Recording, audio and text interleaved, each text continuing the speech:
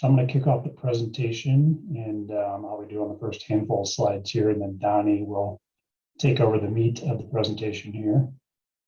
So the purpose of today's presentation really is to give an overall update on rates and fees for 2022, with the main focus being on the water supply requirements, cash in lieu fee. Throughout the presentation, we do ask, you be thinking about what questions or feedback there are regarding these changes. You can put your questions in the chat, or we can have a live Q&A at the end of the presentation.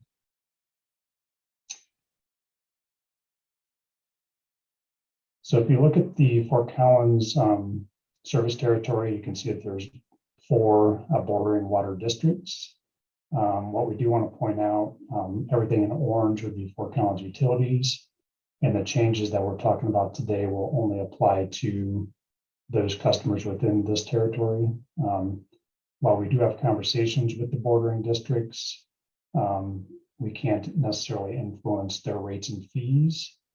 So again, everything we're talking about today will be for those customers in the orange area.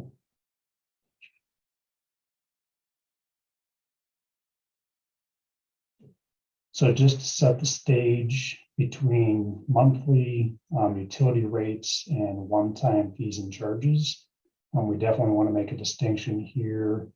Again, what Donnie will be talking about falls into the one-time fees and charges. I am providing a slide on monthly utility rates and what our increases are for each utility fund in those regards. And we're also providing an update on the planned investment fees. So Donnie, if you want to go to the next slide, we'll just jump into the monthly fees. So the changes for 2022 are fairly light. The only changes we're having is for the electric fund at 2%. We are not expecting or proposing any changes to monthly utility rates for water, wastewater, or stormwater.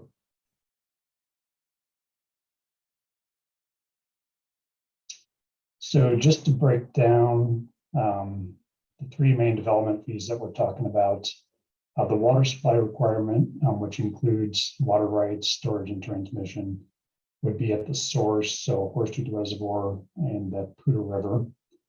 And then we get to the treatment plant, so everything from the treatment plant essentially to the curb of the business or the home would be what we recover in a planned investment fee.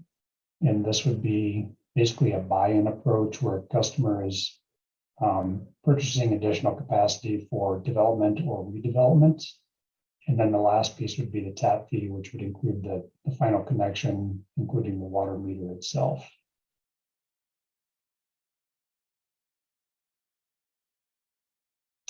So we do update models for the planned investment fees every 2 years. We did do model updates this year for next year.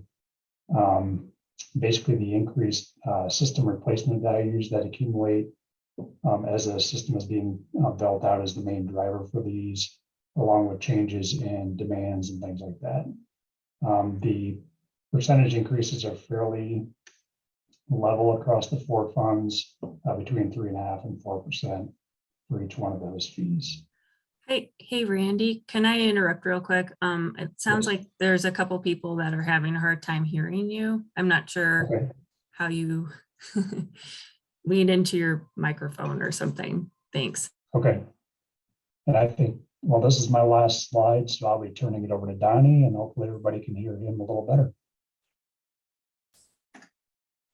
Okay, thanks, Randy. And yeah, I'll try to talk loud. I'm usually pretty good at that. So thanks, everyone. Yeah, I'm here for probably what you were coming mostly to hear about, which is the cash in lieu fee that's associated with the water supply requirements. I would start by saying that water supply planning is complex. There's a lot of uncertainty in what we do. We've got increased competition for water supplies, permitting issues with our Halligan water supply project, changing growth types and patterns, and climate change. We have a water supply and demand management policy that guides us in planning for these uncertainties by acquiring additional supplies and focusing our water conservation efforts. But the proposed fee changes that I'll be talking about address the needs in these changing conditions and captures the cost to plan and manage our water. So what are water supply requirements? Essentially, development brings additional water demand into our system. The requirements are a calculation that recovers the impact of this additional water demand. And it's a two-part equation. The first part is the volume of water needed to meet that additional demand. How much does a single family home use, as an example? The second part is the cost of those water supplies, and that's what I'm focused on today. The water supply requirements and cash in lieu fee are mainly an impact to developers, not existing customers. However, the water supply requirements are translated into water allotments for commercial and irrigation customers.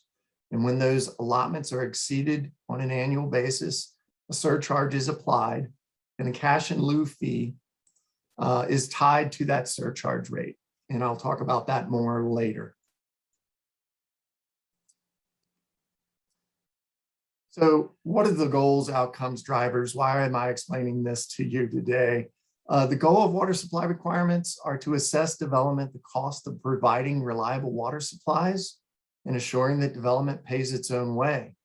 Why do we do this? To ensure an adequate water supply for future customers while avoiding the impacts to existing customers. So what has changed? Well, there's been significant water supply increases that need to be factored into this. And also we need to consider uncertainties in providing water. You've experienced the Cameron Peak fire. We've had to deal with the impacts from rain over that fire. We also have other fires to contend with that are Horsetooth reservoir sources. And that needs to be factored in to what we're doing here. So on the first part of that equation, I explained the volume of the water required. That's really, I believe you've been outreached, hopefully from Abby that you met earlier. She just got City Council approved those changes last night in second reading. A lot of effort went into that. And the key changes there were changing for commercial customers, going from a tap size based to business type based use, and also requiring separate irrigation taps that are based on landscape type. Another key thing is the elimination of a water supply factor in the water supply requirement calculation. That factor increased the amount of water that was required to account for variations in demand and supplies. And we have updated modeling that better represent many of those elements. So eliminating the factor helps avoid some customer confusion we've had, especially when increasing elements. So really the cost of the water is what I'm here to explain to you. Back in 2017, we worked with a fee and rate specialist to develop the current hybrid method of assessing the cash in lieu fee. It includes a mix of incremental costs to increase the reliable yield of our system, and a buy-in portion to the existing system. So three components. One is the cost of future infrastructure. One is the cost of future rights that are needed, and then that buy-in component. And that buy-in component is pretty essential. If we just bought the infrastructure and water rights that we have planned to acquire from this point on, it would not provide adequate reliability for new customers. So stepping through each of these three components, the first is the cost of future infrastructure. The majority of that is in the Halligan Water Supply Project cost. Back in 2019, we conducted a cost analysis study that estimated the cost to be between $100 and $150 million. We're currently in the process of conducting a 30% design analysis that will be finished next year, but the early indications are we will be at the higher end of that cost range, and we are using that cost range in the cash in lieu fee. In addition, we have about $5 million in additional infrastructure needs to allow full utilization of our water rights, and adding a 30% standard engineering contingency. We get a total cost of this component of $201.8 million. The second component, whoops. Sorry, a little technical difficulty there. The second component is that cost of future water rights. Besides Halligan, we need additional water rights to meet projected future demands. We need about 175 shares in the North Pooter Irrigation Company and about 300 acre-feet worth of south side ditches. Those are some of the smaller ditches that run through the city. And there have been significant cost increases to those shares in recent years. For example, the North Pooter shares have increased almost 22% per year over the last 5 years. So factoring in these increases as well as a 30% contingency, we get a cost of $53.4 million. So the third component is buying into the existing water supplies. This recognizes that new development benefits from the use of the existing portfolio. And that includes valuable senior water rights and Horsetooth Reservoir sources, plus these existing rights are what is used to fill the Halligan project. Previously, we based the value of that water on the historic long-term cash in lieu fee. And this essentially used the least valuable portion of the portfolio. And it's a significant undervaluation, which is kind of unfair to our existing customers. So the proposal is to revise this portion to include the current value of all sources. It's only a portion of a portfolio that's worth about $3.2 billion. So our modeling indicates 2,645 acre-feet of the existing water supplies will be used by new development without impacting existing customers, and using a current market value for those supplies of around $100,000 per acre foot, you get a buy-in portion of $264.7 million. So taking those three components and combining them, you get a total cost of $519.9 million to increase the reliable yield of the system. So as I mentioned before, the water supply requirement calculations included an increasing factor that's being eliminated. A portion of that factor included a 20% factor of safety that recognized the uncertainties mentioned in water supply development. We propose the continuation of that 20% factor of safety in the cash in lieu fee.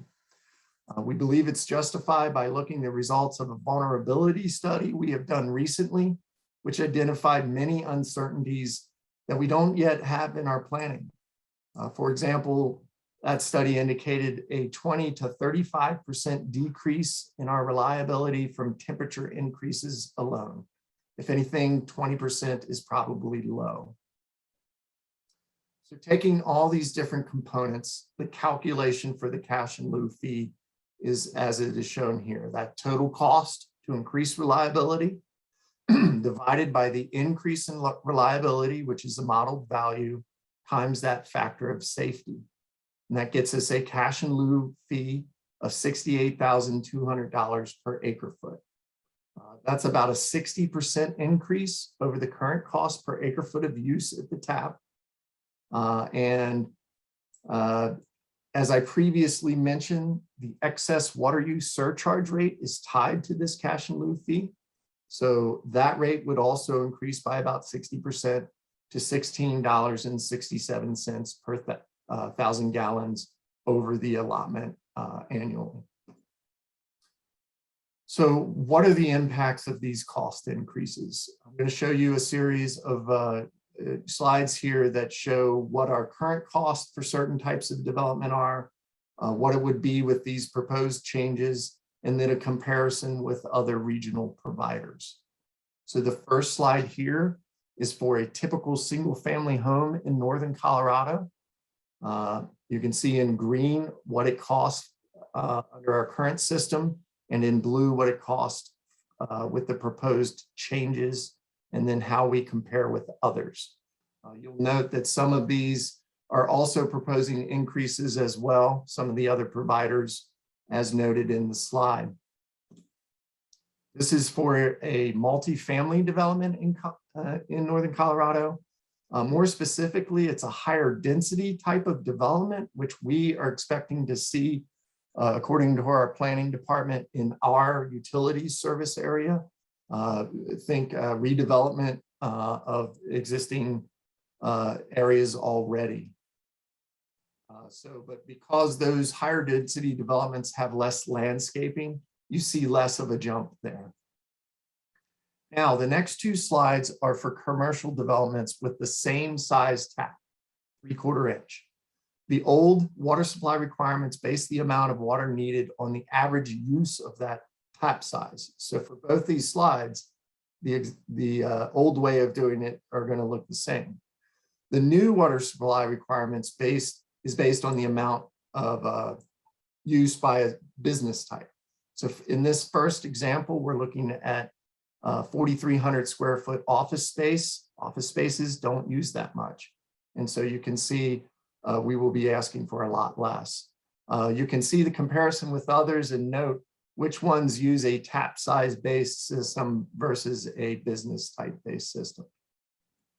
Now, in contrast, this is an example for a restaurant, which is a high water use business, also using a 3/4 inch tap.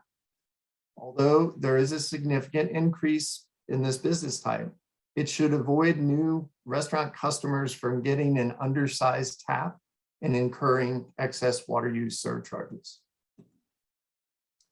So in summary, the proposed cash in lieu fee reflects the cost to provide reliable supplies. Shoring development pays its own way while considering the uncertainties in water supply development.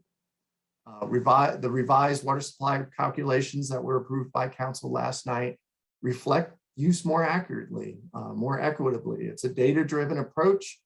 Higher use will pay more, but lower use pays less. That does provide some flexibility to lower use and costs for developments, particularly for lower water use landscapes. Next steps were, this is part of outreach for this change in the cash in lieu fee that we'll be conducting through the end of this month. We'll be going to our Water Commission on October 21st for action, and then to November 2nd and 16th for City Council action. Otherwise, you know, this is part of a 2-year rate and fee cycle change that Randy mentioned earlier. As I also mentioned, the Halligan design that we're going through may indicate even a higher cost for Halligan.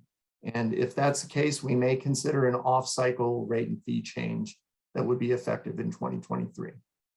Otherwise, my division is going to be working on an update to our water supply and demand management policy. We're going to try to integrate the potential impacts of climate change that I mentioned earlier, and we'll be determining new planning criteria around reliability, frequency of water restrictions, and so forth. And we'll need to consider future water supply and or conservation needs.